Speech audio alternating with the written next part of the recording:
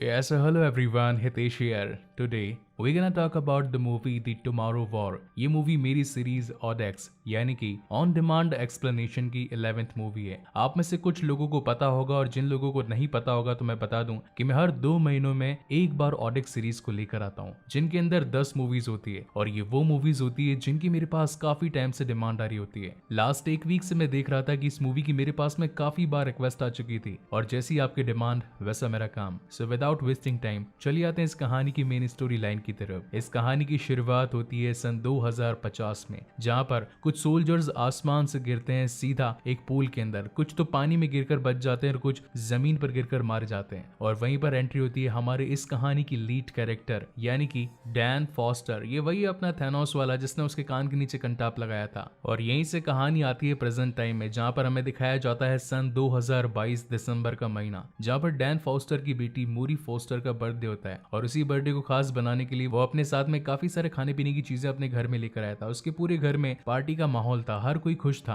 और वहीं पर उसकी पत्नी एमी आकर उसे कहती है कि तुम्हारे पिता जेम्स फॉस्टर ने तुम्हारी बेटी को बर्थडे विश करने के लिए कार्ड भेजा है। तो वहां पर डैन कहता है कि हमें उनकी विशेस की कोई जरूरत नहीं और वो उस लेटर को कचरे के डब्बे में डाल देता है। इससे हमें ये बात पता चलती है कि उसके अपने पिता से कुछ खासी बनती नहीं है और सभी बैठकर अब फुटबॉल मैच को एंजॉय करने लगते हैं। और तभी हम देखते हैं कि उस फुटबॉल मैच के बीच में काफी एक तेज रोशनी सी आती है और उसमें से कुछ सोल्जर्स निकलकर जमीन पर आते हैं, जिन्हें लीड कर रही होती है लेफ्टिनेंट हार्ट। और वहां पर आकर बताती है कि हम भविष्य से हैं, यानी कि फ्यूचर से। आज से 30 साल बाद में कैसी जंग छिड़ने वाली है जो पूरी इंसानियत का नामो निशान तक मिटा देगी। और अगर सीधे शब्दों में कहूं तो हमारा सामना किसी इंसान से नहीं, किसी एक ऐसी शक्ति से जिन्हें की मिटाना काफी मुश्किल है। उन सब से बचने के लिए हमारी आखिरी उम्मीद सिर्फ और सिर्फ आप हो। जब तक आप हमारा साथ नहीं दोगे हम उनसे लड़ने के काबिल नहीं होंगे। ये खबर हर टीवी हर न्यूज चैनल पर दिखाई जा रही थी और इस खबर के बाद में 1 साल बीत जाने के बाद में अब हर कोई सत्य में आ चुका था। सभी सरकारें एकजुट हो चुकी थी और अब सभी लोग अपनी सेनाएं बनाकर भविष्य में भेज रहे होते हैं। और यहीं पर हमें पता चलता है कि एक हफ्ते जो लोग उस जंग में जाते हैं वापस 7 दिनों के आने के बाद में किसी के हाथ पैर नहीं होते हैं। यहाँ तक कि 100% लोगों में से भेजे हुए सिर्फ और सिर्फ 20% ही वापस लौट कर आते हैं। इस बात से प्रेजेंट टाइम में जी रहे लोग अब गवर्नमेंट को कहते हैं कि ये तो भविष्य के लोगों की प्रॉब्लम है, तो आखिर हम उनकी मदद क्यों करें। तब वहां पर कुछ लोग कहते हैं कि भविष्य में जो लोग हैं वो और कोई नहीं बल्कि हमारे बेटे और पोते ही तो हैं, तो क्यों ना हमें उनका साथ देना चाहिए। और इसी वजह से अब हर जगह गर्मा गर्मी का माहौल होता है। वहीं पर सीन शिफ्ट होता है डैन फॉस्टर की तरफ, जो कि एक बायोलॉजिकल टीचर होता है और वो अपनी क्लास में बच्चों को पढ़ा रहा होता है। तो वहां पर कुछ बच्चे जो कि अब पढ़ाई की मूड में नहीं है वो अपना सर झुकाए बैठे होते हैं। तो डैन उन्हें कहता है कि अच्छा ठीक है, तुम ही बता दो कि तुम आखिरकार पढ़ना क्या चाहते हो। तो कुछ बच्चे कहते हैं कि पढ़ाई लिखाई करने का मतलब ही क्या है, क्योंकि कुछ समय बाद तो हमें भी उस जंग में जाना ही पड़ेगा और उस जंग में जाने के बाद में जिंदा तो कोई वापस आ नहीं रहा, तो फिर पढ़ाई लिखाई करके हमें क्या मिलेगा। तभी वहां पर एक लड़का अपना हाथ खड़ा करता है और कहता है कि मेरे पास में एक टॉपिक की बात करने के लिए। तो डैन वहां पर कहता है कि मैं जानता हूं कि तुम्हें तो सिर्फ और सिर्फ ज्वालामुखी में ही इंटरेस्ट है, इसके अलावा अगर और कोई टॉपिक हो तो मुझे बताओ, मैं उसके बारे में तुम्हें जरूर बताऊंगा। मगर तब वो कहता है कि मुझे बात कर दी, मैं कुछ कहना चाहता हूँ। ज्वालामुखी एक ऐसा टॉपिक है जिसके बारे में मैं सालों साल बात कर सकता हूँ। ये एक ऐसा टॉपिक है जो हमारे जन सामान्य और इस पूरी दुनिया से जुड़ा हुआ है। इनकी ये बातें चली रही थी और तभी वहां पर डैन के पास में एक अलर्ट आता है और उस मैसेज के थ्रू उसे बताया जाता है कि आपको जल्दी अपने पास ही के रिसर्च सेंटर में रिपोर्ट करना होगा। उसके वहां पहुंचने के बाद में हमें ये पता चलता है कि सैनिकों की कमी बढ़ चुकी है, इसलिए नॉर्मल सिविलियंस को भी अब इस जंग में शामिल करने के लिए भेजा जा रहा है। और वहीं पर अब उसकी बॉडी पर कुछ टेस्ट होने लगते हैं। उस टेस्ट में उसके हाथ पर एक रिस्ट बैंड बांध दिया जाता है। ये बेसिकली एक ऐसा डिवाइस होता है जिसकी मदद से ये उन सैनिकों को ट्रैक कर सकते हैं जो कि भविष्य में किसी भी जगह किसी भी कोने में छिपे हुए हों। और साथ ही रिस्ट बैंड ने ये भी बताता है कि भविष्य में कब मरने वाले हैं। और यहाँ पर हमें ये पता चलता है कि डैन फॉस्टर की मौत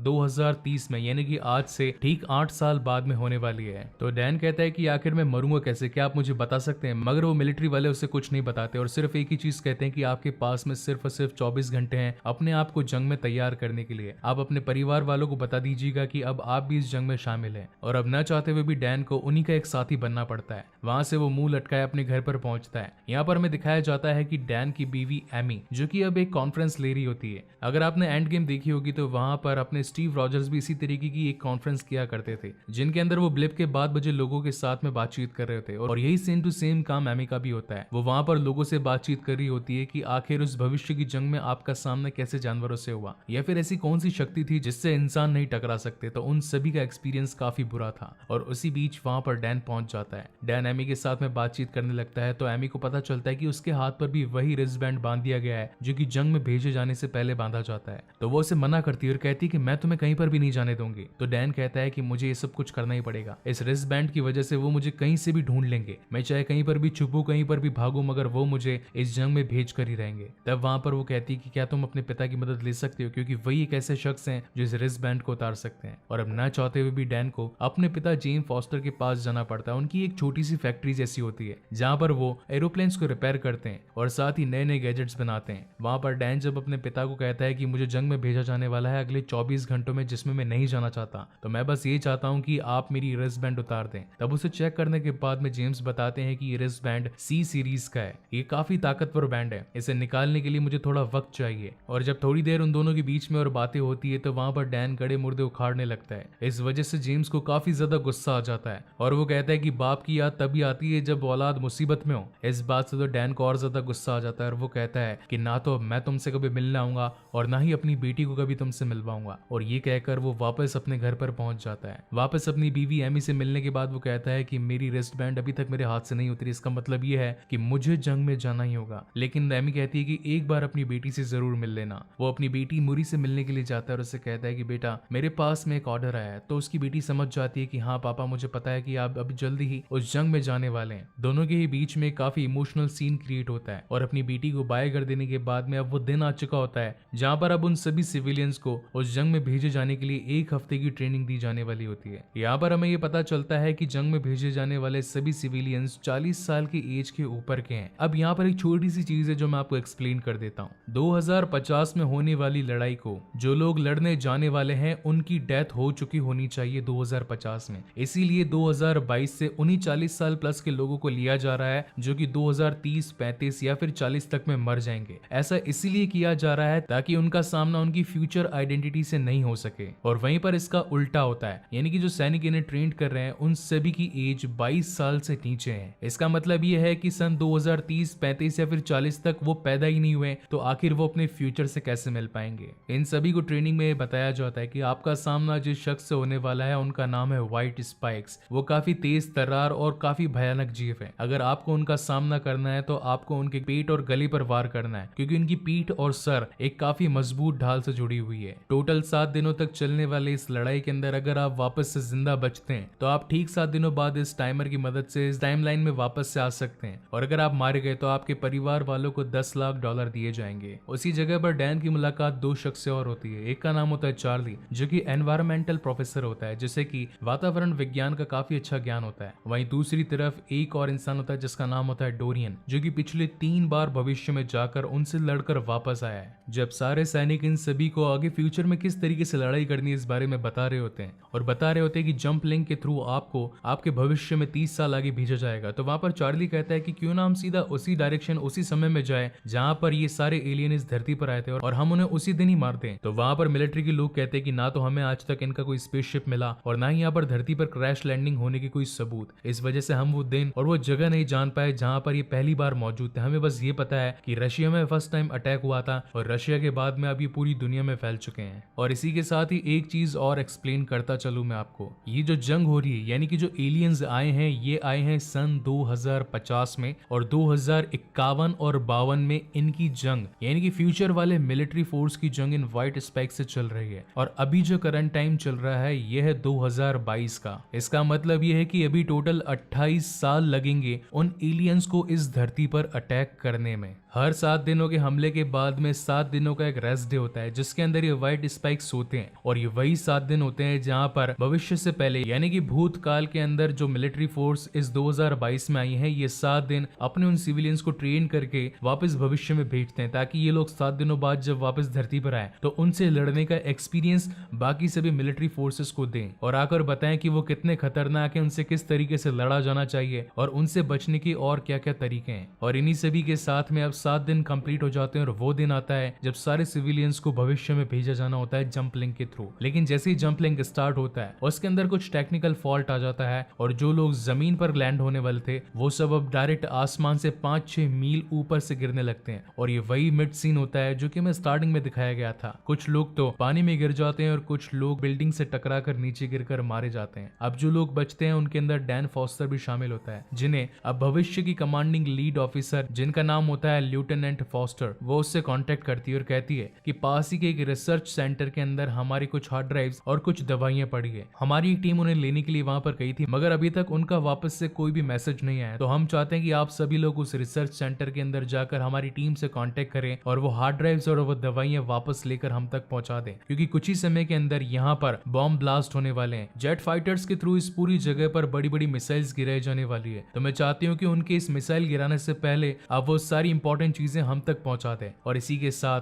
अब वहां पर डैन फॉस्टर, जो कि अपने पास्ट में कभी ग्रीन बैरेट स्पेशल फोर्स में काम किया करता था, जिसने 2 बार इराक में जंगे भी लड़ी होती, तो उसे पता होता है कि किस तरीके से बंदूक चलानी है और किस तरीके से टीम को लीड करना है। और इन्हीं सभी स्पेशलिटीज के साथ में अब डैन फॉस्टर अपने बाकी सभी दोस्तों को लेकर उसी रिसर्च फैसिलिटी में पहुंचता है। मगर वहां पहुंचने के बाद उन्हें पता चलता है कि जो टीम यहाँ पर मौजूद थी हार्ड ड्राइव्स लाने के लिए, उन्हें तो व्हाइट स्पाइक्स ने ऑलरेडी जान से मार दिया है। उनकी लटकती लाशों को देखकर हर कोई डर चुका था, मगर फिर भी ये लोग अपना काम वापस से जारी रखते हैं। डैन फटाफट से भागकर 7th नंबर के कैबिन में जाकर वहां से सारी इंपॉर्टेंट ड्राइव्स और वो 12 शीशियां जो कि लेफ्टिनेंट फॉस्टर ने उसे लाने के लिए कही थी, वह सब कुछ वहां से लेकर निकलने लगता है। मगर तभी वहां पर कुछ व्हाइट स्पाइक्स उनकी आवाज सुन लेते हैं और उन पर हमला करना शुरू कर देते हैं। और अब जैसा कि उन्हें ट्रेनिंग में सिखाया गया था कि सीधा उनके पेट और गले पर वार करना, क्योंकि पीठ पर वार करने से उनका कुछ भी नहीं होता, तो वो अब धड़ाधड़ उन पर गोलियां बरसाना स्टार्ट कर देते हैं। मगर जब वो चिल्लाता है तो उसी के साथ में उसके बाकी सभी साथी यानी कि दूसरे व्हाइट स्पाइक्स भी आकर अब उन पर हमला करना स्टार्ट कर देते हैं। उनकी पूंछ में एक ऐसा तीखा डिवाइस होता है, एक ऐसा हथियार होता है जो वो बहुत ही स्पीड में फेंक कर मारते हैं, जिसकी वजह से काफी सारे लोग तो घायल हो जाते हैं। मगर वहां से डैन और कुछ लोग वहां से बचकर भाग निकलते हैं और अब वहां पर लाल धुएं के बड़े बड़े बॉम्ब गिराए जाने वाले होते हैं। और लेफ्टिनेंट फोस्टर उन्हें कहती है कि जितना जल्दी हो सके इस लाल धुएं वाले एरिया से हट जाओ, क्योंकि यहाँ पर अब मिसाइल्स गिराए जाने वाली है। लेकिन भागने का रास्ता वहीं से था और इसी वजह से अब वो सभी अपनी जान बचाकर भागने लगते हैं। और तभी उन्हें सामने से आती हुई कुछ गाड़ियां दिखाई पड़ती है, तो वो सभी खुश हो जाते हैं। मगर उनकी खुशी ज्यादा देर तक नहीं टिकती, क्योंकि व्हाइट स्पाइक्स आकर उनकी भी गाड़ियों को टक्कर मारकर जो लोग अंदर बैठे थे उन्हें खा जाते हैं, जान से मार डालते हैं। भागते भागते ये सभी लोग एक टनल के नीचे पहुंचते हैं, तो वहां पर एक उनका दोस्त क्रोवेन कहता है कि तुम लोग यहाँ से आगे जाओ, इन सभी को रोकने का बस एक ही तरीका है, इन सभी को बॉम्ब से उड़ा दो। तो डैन कहता है कि इसमें तुम भी मारे जाओगे, मगर क्रोवेन कहता है कि तुम सभी को और साथ ही इन ड्राइव्स और दवाई को बचाने का एक ही तरीका है। तो वहां से डैन अपने कुछ दोस्तों को लेकर निकलता है और तभी वहां पर क्रोवेन एक बहुत ही बड़ा ब्लास्ट करता है, जिससे कि उनके पीछे जो व्हाइट स्पाइक्स भाग रहे थे वो वहीं पर मारे जाते हैं। और थोड़ी देर में वहां पर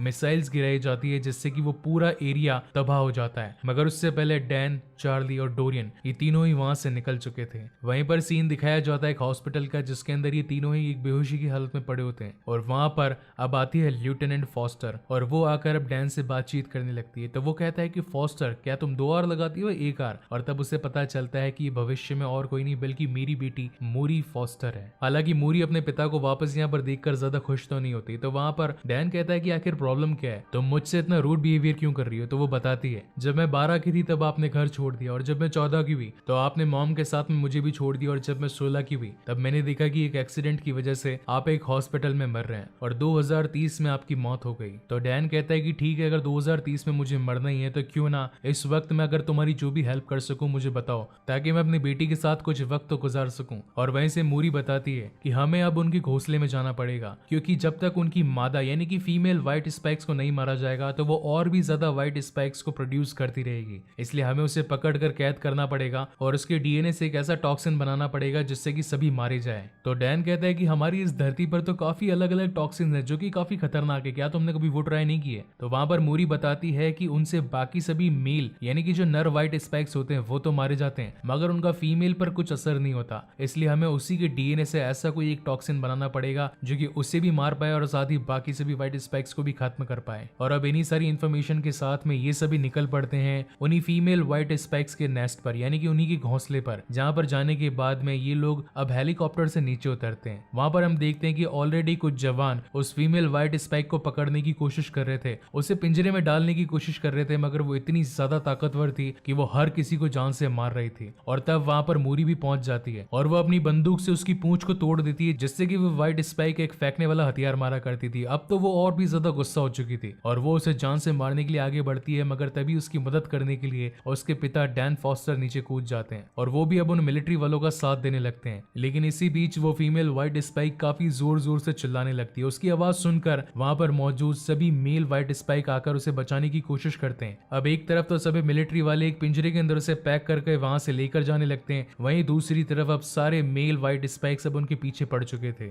मोरी भी अब उनके ऊपर अपनी मशीन गन के साथ में शूट करने लगती है और काफी दूर तक भागने के बाद में अब वो एक सेफ लोकेशन पर पहुंचते हैं, जहां पर मोरी अपनी फ्लेयर गन के साथ में मैसेज भेजती है कि यहाँ से हमें रेस्क्यू किया जाए। तभी वहां पर एक हेलीकॉप्टर आता है और उन्हें रेस्क्यू करके लेके जाता है डीप्स वेल 9 एट बहामास। ये बहामास की एक ऐसी जगह थी जो कि समुद्र के बीच में बनी थी, जिसके चारों तरफ एक बड़ा सा डैम बनाया गया था ताकि कोई भी व्हाइट स्पाइक अंदर ना आ पाए। इस रिसर्च फैसिलिटी में हमें दिखाया जाता है कि उस फीमेल व्हाइट स्पाइक को बड़ी बड़ी जंजीरों के साथ में कैद कर रखा होता है और वहीं पर मोरी पहुंचकर अब उसके ब्लड सैंपल लेकर डीएनए पर अब अपने एनालिटिक्स चालू कर देती है, जिससे उसे पता चलता है कि उसके डीएनए में तो हजारों ऐसे कोने हैं जिन पर रिसर्च करनी पड़ेगी, तभी जाकर एक परफेक्ट टॉक्सिन बन पाएगा। तो वहां पर डैन कहता है कि मैं भी तुम्हारी इस काम में हेल्प कर सकता हूँ, मगर मोरी कहती है कि वैसे भी ये काम सिर्फ और सिर्फ एक शख्स का है, तो क्यों ना आप जाकर रेस्ट करें। और वो अब उन डीएनए के नमूनों पर अपना काम करना शुरू कर देती है। कभी कोई डीएनए सैंपल 50% मिलता है तो कभी 60% और कभी तो ओनली 32%। उन सभी पर सैकड़ों टेस्ट कर लेने के बावजूद भी रात भर तक मोरी को अभी तक उसका कोई परफेक्ट टॉक्सिन नहीं मिला होता है। वहीं से शुरुआत होती है अगले दिन की। ये वो 7वां दिन था जहां पर अब भेजे गए इन सभी सैनिकों को अपनी टाइमलाइन में वापस जाना था। इसका मतलब ये था कि अब डैन फॉस्टर को भी अपने सन 2022 में भेजा जाना था। तो वो आखिरी बार अपनी बेटी से मिलने के लिए वापस आता है और उससे कहता है कि तुमने मुझे यहाँ पर बुलाया है और इस टास्क आर फोर्स के अंदर ज्वाइन करवाया, इसका मतलब जरूर कुछ ना कुछ तो मुझसे जुड़ी बात होगी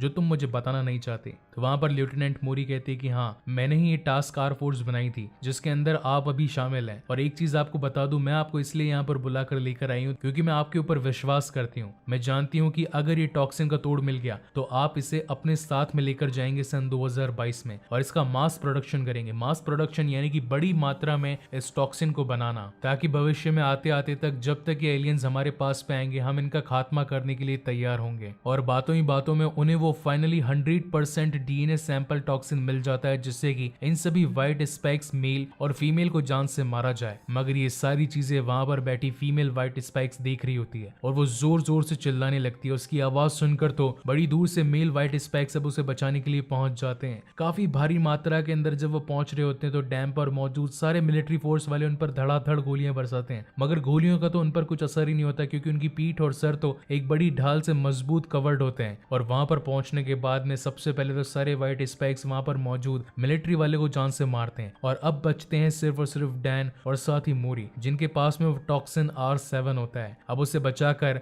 वहां से डैन को पहुंचना था अपनी टाइमलाइन में, मगर तभी वहां पर कुछ और व्हाइट स्पाइक्स पहुंचकर उन दोनों को जान से मारने की कोशिश करते हैं। मगर ये दोनों बाप बेटी भी कहां पर कम थे और ये दोनों भी उनके ऊपर धड़ाधड़ गोलियां लगा रहे होते हैं। और एक मोमेंट ऐसा आता है जहां पर एक मेल व्हाइट स्पाइक आकर मोरी को पकड़ लेता है, तो उसके पिता डैन उसे बचाने के लिए आगे बढ़ते हैं और अपना हाथ आगे बढ़ाते हैं, मगर तब तक उनके 7 दिनों का टाइमर पूरा हो चुका होता है और मोरी वहीं पर छूट जाती है और वो अपने 2022 की टाइमलाइन में पहुंच जाते हैं। ये हादसा इतना गहरा था कि वो अपने हाथ में पड़ी इस बोतल को छोड़ते ही नहीं है। उन्हें हॉस्पिटल लेकर जाया जाता है और साथ ही उनसे कहा जाता है कि क्या आप ठीक हैं, ये बोतल किस चीज की है। तो वो कहते हैं कि इस ट्यूब का मास प्रोडक्शन करो क्योंकि ये वही टॉक्सिन है जो कि इन सभी व्हाइट स्पाइक को जान से मार सकता है। मगर तभी वहां पर लेफ्टिनेंट हार्ट कहती है कि जब आप यहाँ पर आए तब तक ये पूरा पोर्टल यानी कि जंप लिंक उन व्हाइट स्पाइक्स की वजह से पूरा तबाह हो चुका था। अब हम वापस से फ्यूचर में नहीं जा सकते हैं और अगर फ्यूचर में नहीं जाना होगा तो मास प्रोडक्शन करके मतलब क्या है। और आखिर में थका हारा डैन वापस से अपने घर में पहुंचता है और जब वो अपनी बीवी एमी और साथ ही अपनी छोटी बेटी मोरी को देखता है जो कि भी सिर्फ और सिर्फ 9 साल की है, तो वो उसे देखकर गले लगा लेता है और कहता है कि मैं तुमसे काफी ज्यादा प्यार करता हूँ और मैं तुम्हें छोड़कर कहीं पर भी नहीं जाऊंगा। मगर डैन इस बात को जानता था कि हमने अगर आज इस पूरी सिचुएशन का कोई सोल्यूशन नहीं निकाला तो भविष्य में जाकर हमारे सभी करीबी लोग जान से मारे जाएंगे। और तब वो पहुंचता है डोरियन के पास में और कहता है कि जब भी तुम किसी भी व्हाइट स्पाइक को मारते थे तो उसकी कोई आखिरी निशानी अपने पास में रखते थे, क्या तुम्हारे पास उसका नाखून आज भी है? तो डोरियन कहता है कि हाँ। और अब वो उस नाखून को लेकर दोनों पहुंचते हैं सीधा चार्ली के पास में, जो कि वातावरण वैज्ञानिक होता है। और वो जब उसे जूम करके उसके ऊपर अपने एनालिटिक्स चालू करता है तो उन्हें पता चलता है कि इनके नाखूनों पर तो किसी ज्वालामुखी की राख है। ये जरूर चाइना में फटे बड़े से ज्वालामुखी की राख हो सकती है, लेकिन आखिर इनका पहला हमला तो रशिया में था, तो चाइना की राख आखिर इनके नाखून पर कैसे आई, इसके बारे में हम कैसे पता लगाएं? तभी वहां पर डैन को याद आता है कि मेरी क्लास में एक छोटा लड़का था जो कि हर वक्त ज्वालामुखी के बारे में ही बातें करता था। और अब ये सभी लोग पहुंच जाते हैं उसी छोटे बच्चे के पास में और उससे पूछते हैं कि आखिर रशिया के अंदर चाइना की ज्वालामुखी की राख कैसे है, क्या तुम इसके बारे में कुछ जानते हो? तो वो लड़का बताता है कि आज से 1000 साल पहले चाइना में एक बहुत ही बड़ा ज्वालामुखी फटा था, जिसकी बड़ी बड़ी लहरें ठेठ रशिया तक पहुंची थी और वहीं पर अब वो जमकर उसकी राख बन चुकी थी। आज से कुछ 60-65 साल पहले 1946 के अंदर जब सभी वैज्ञानिक उस जगह पर पहुंचे, उस ग्लेशियर पर पहुंचे, तो उन्हीं शोधकर्ताओं के अनुसार हमें पता चला कि उस बर्फ के नीचे आज भी उस वॉल्केनो की राख मौजूद है। तो इन सभी बातों से डैन को पता चलता है कि इसका मतलब उन सभी व्हाइट स्पाइक्स का कोई स्पेसशिप 2050 में इस धरती पर आया नहीं, बल्कि वो तो 1000 साल पहले इस धरती पर आ चुके थे, मगर वो सिर्फ इंतजार कर रहे थे तो किस चीज का? सिर्फ और सिर्फ बर्फ के पिघलने का।